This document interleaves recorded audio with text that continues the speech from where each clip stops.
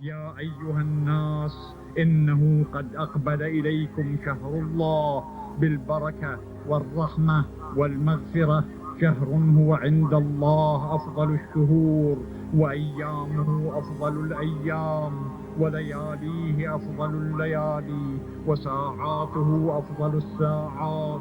وهو شهر دعيتم فيه إلى ضيافة الله، وجعلتم فيه من أهل كرامة الله. أنفاسكم فيه تسبيح، ونومكم فيه عبادة، وعملكم فيه مقبول، ودعاؤكم فيه مستجاب. فاسألوا الله ربكم بنيات صادقة وقلوب طاهرة أن يوفقكم لصيامه وتلاوة كتابه، فإن الشقي من حرم غفران الله في هذا الشهر العظيم.